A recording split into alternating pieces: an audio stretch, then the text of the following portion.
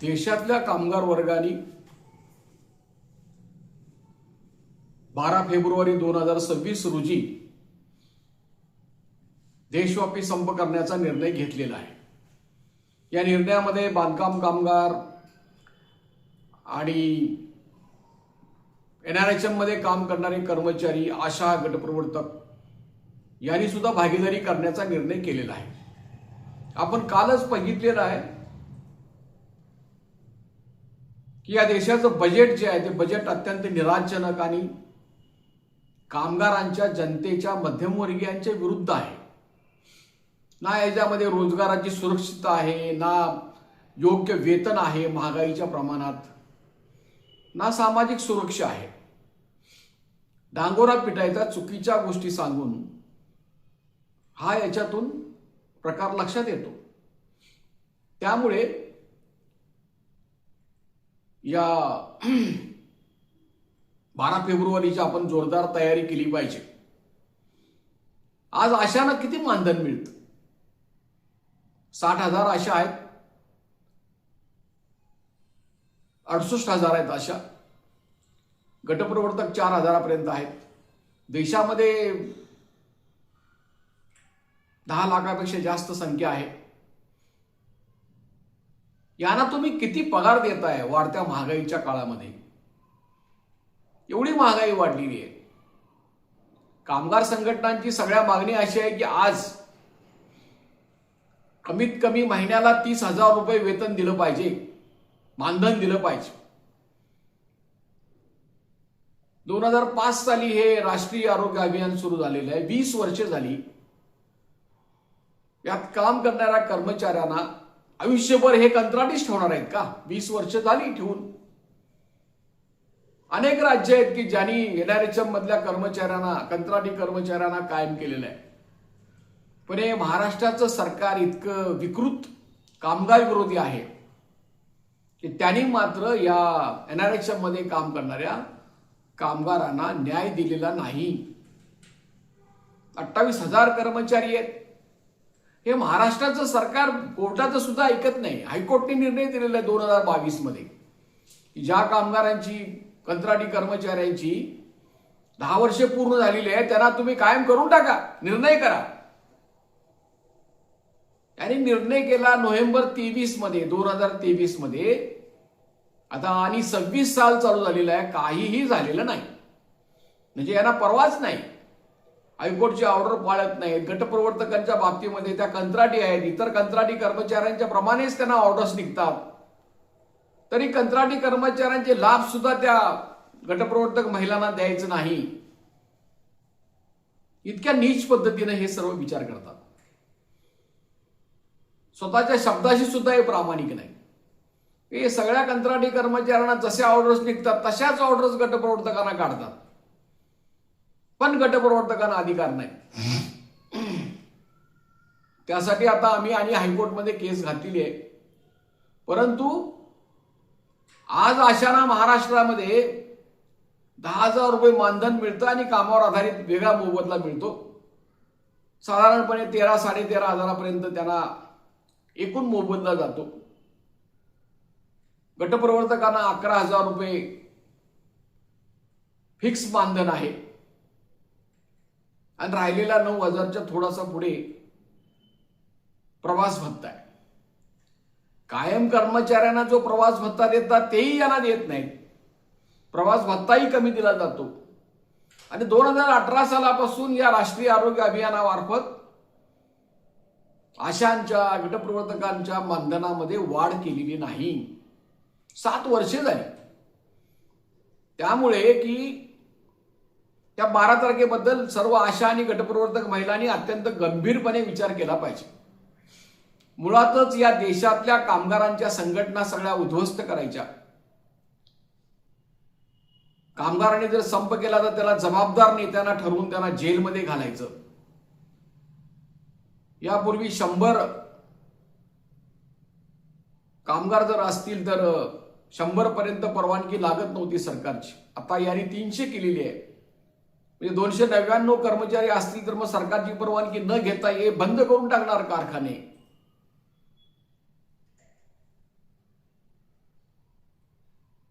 Fix term policy आणतायत.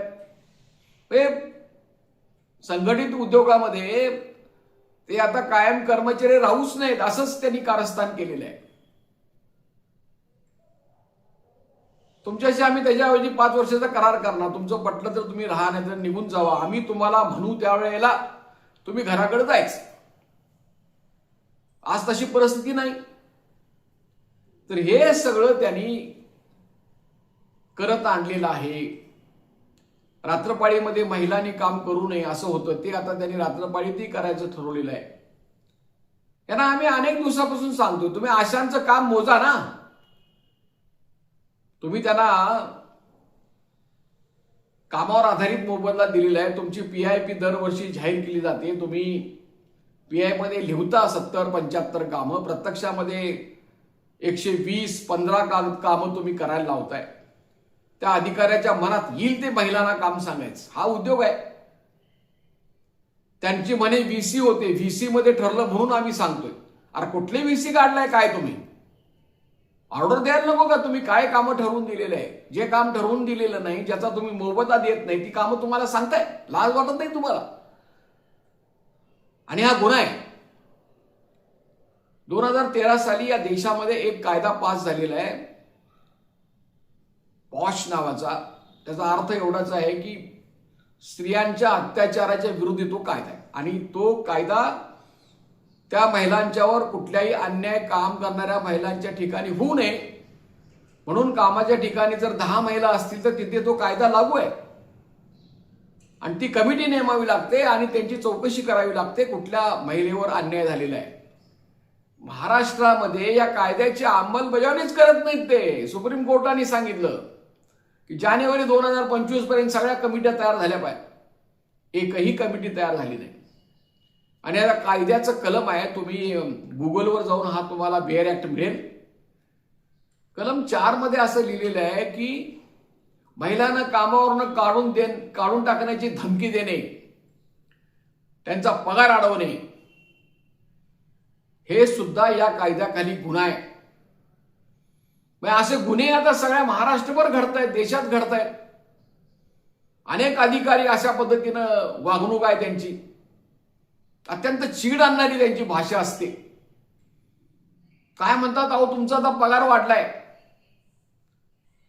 अरे तुझा किती पगार आहे तू सांग ना. स्वतः लाख रुपये पगार घ्यायचा आणि 10,000 रुपये मी मिळत नाहीत त्याला म्हणायचं तुमचा पगार वाढलाय.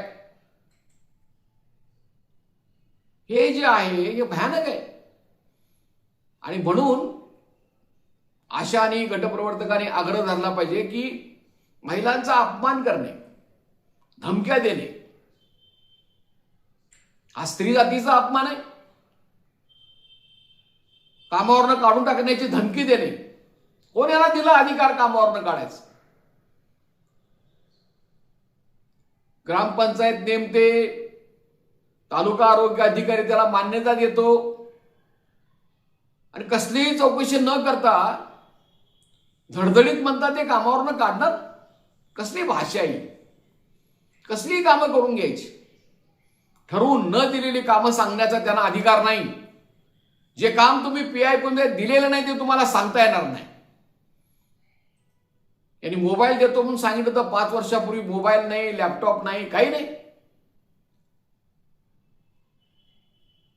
त्यांना अजिबात शरम वाटत नाही की रिचार्ज जो आहे तो 100 रुपये होतो का? आणि आशांच्या जवळ असलेला मोबाईल अगदी अपडेट पाहिजे, अनड्रॉइड मोबाईल. आभा कार्ड त्याच्यावरनं काढायचं, आयुष्यमान कार्ड काढायचं, सगळा डेटा द्यायचा भरून, सर्वे करून द्यायचा, सगळं आशांच्या डोंगरावर घालायचं आणि एक टेबलावर बसून आयतं काम करणार सगळं.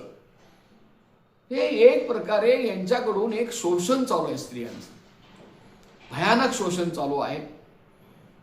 त्या आशांचं सगळं मानसिक स्वास्थ्य बिघडत चाललेलं आहे. भीक नको पण कुत्रावर म्हणायची पाळी आलेली आहे. अरे किती पगार वाढवला तुम्ही? का दिलाय आम्हाला 50,000 रुपये? आज या वाढत्या महागाईच्या काळामध्ये या सरकारनं एवढी महागाई करून ठेवलेली आहे, यांना महागाई कमी करायची यांच्या दानत नाही. श्रीमंतांचं भलं करणारं बजेट, हे 4 लेबर कोड आहे, जे सगळं मालकांच्या बाजूने केलेलं आहे. सरकारच्या बाजूने केलेलं आहे, कामगारांच्या विरोधी केलेलं आहे. कामगारांचे हक्क काढून घेण्यासाठी हे 4 लेबर कोड आणलेले आहेत. आणि एवढी महागाई वाढलेला असताना तुम्ही धडधडीत खोटं बोलताय. आज तुम्ही असंघटित उद्योगातल्या कामगारांना सुद्धा किमान महिन्याला 30,000 रुपये द्यायला पाहिजे. अरे एक दिवस आशांचं काम करून बघा, रोज 8 तासापेक्षा जास्त वेळ लागतो. आणि एवढं काम करून सुद्धा तुम्ही म्हणताय जादा आहे पगार. ही जी प्रत्येक वेळेला वाढ झालेली आहे त्या प्रत्येक वेळेला आशांनी संप केलेला आहे, पुढाऱ्यांनी संप केलेला नाही, आशांनी संप केलेला आहे. त्या संपामध्ये आम्ही भागीदारी केलेली आहे, जोरदार भागीदारी केलेली आहे. मंत्रालयातल्या प्रत्येक मीटिंगमध्ये मी भागीदारी केलेली आहे, आमच्या संघटनेने केलेली आहे. तुम्ही आपणहून कधीही कसली वाढ दिलेली नाही आणि सगळ्या संघटनांनी मिळून केलेलं आहे. कुठल्याही एखाद्या संघटनेने भाव मारायची काय गरज नाही, मी केले म्हणायचं गरज नाही. असे काही उपटसुंब पुढारी आहेत, संधी साधू पुढारी आहेत, मीच केलोय म्हणतात. सगळं संयुक्त कृती समितीने केले. हे संधी साधू पुढाऱ्यांना विचारा त्यानं कुठं काय केले. तर हे एका बाजूला दुसऱ्या बाजूला हा आशानं लागलेला शाप आहे आणि हे सगळं समजून घ्यायला पाहिजे. शेवटी काय, या प्रत्येक गोष्टीबद्दल संघर्ष केल्याशिवाय काही पर्याय नाही. आता आशा निवृत्त होत आहेत, 60 वर्ष झाली. काही महिला 2005 सालापासून काम करीत आलेले आहेत, 20 वर्ष झाली आता काम करत आहेत. आणि आता घराकडे जाताना एक पैसा हे नालायक देत नाहीत, ग्रॅज्युटी देत नाहीत, ठोक रक्कम काही देत नाहीत. नाईलाजानं त्या महिलांना म्हणावं लागतं की तुम्ही आम्हाला 65 वर्षापर्यंत काम द्या. मजबुरी आहे, महागाईच्या काळामध्ये कुटुंब जगू शकत नाही. अरे तुम्ही कशाला सांगताय मग? 60 वर्ष पूर्ण झाल्यानंतर तुमची जबाबदारी आहे की तुम्ही ग्रॅज्युटी द्यायला पाहिजे, प्रॉव्हिडंट फंड याच्या आधी लागू झालेला नसेल तर पेन्शन द्यायला पाहिजे. एक नया पैशाची पेन्शन नाही, हे सुरू आहे. आणि त्याच्यामुळे की या सर्व गोष्टीबद्दल आशांनी जोरदार मागणी केली पाहिजे की हा जो स्त्रियांच्या अन्यायाविरुद्धचा पॉश कायदा आहे त्याची अंमलबजावणी झाली पाहिजे. सुप्रीम कोर्टाच्या आदेशाप्रमाणे प्रत्येक प्राथमिक आरोग्य केंद्रामध्ये ती कमिटी पाहिजे. नुसता आशाच नाही, आशा गटप्रवर्तक आणि सगळ्या स्त्री कर्मचारी त्यांच्यासाठी. आणि याच्यासाठीचं निवेदन आपल्याला देण्यात येईल 2 दिवसामध्ये.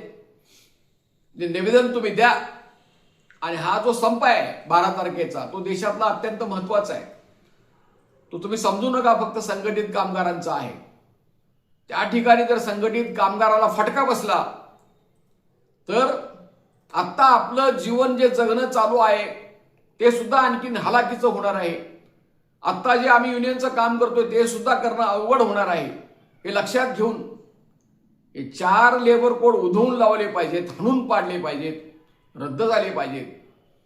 याच्यासाठी जो प्रयत्न सुरू आहे त्याच्यामध्ये आपण सर्वजण भागीदारी करू. 12 तारखेबद्दल प्रत्येक जिल्ह्यामध्ये आपल्याला काय भूमिका घ्यायची आहे त्याच्याबद्दल ठरेल. आणि सर्व कामगार संघटनांच्या 12 तारखेच्या 1 दिवसाच्या संपामध्ये आपण आहोत. जोरदार तयारी करावी. आपण त्या संपात भागीदारी न करणं म्हणजे आपल्या कामाशी प्रतारणा करण्यासारखा, एवढं लक्षात घ्या. जे स्त्रियांचं एकूणच स्वाभिमानाचं जे जगणं आहे ते लाचारीचं बनेल. याचा विचार करून तुम्ही सर्वजण सहभागी व्हा आणि जोरदार तयारी करा एवढी विनंती करून मी आजचं माझे मुद्दे पूर्ण करीत आहे. मी शंकर पुजारी, महाराष्ट्र राज्य आशा गटप्रवर्तक व आरोग्य कर्मचारी संघटनेचा मी अध्यक्ष आहे. तसंच बांधकाम कामगार संघटनेचं संपूर्ण राज्यामध्ये आम्ही काम करतो. तर या दोन्ही संघटनेच्या वतीने मी पाठिंबा देतोय. माझं नाव शंकर पुजारी. माझा मोबाईल क्रमांक आहे. जरूर काही प्रश्न असतील तर विचारा. 9960499366. यूट्यूब चॅनल असंघटित उद्योगातील कामगारांच्यासाठी चालवलं जातं. विनामूल्य आहे. तुम्ही आठवणीनं सबस्क्राईब करा, लाईक करा, फॉरवर्ड करा, एवढी विनंती करून मी आजचे मुद्दे पूर्ण करीत आहे. धन्यवाद.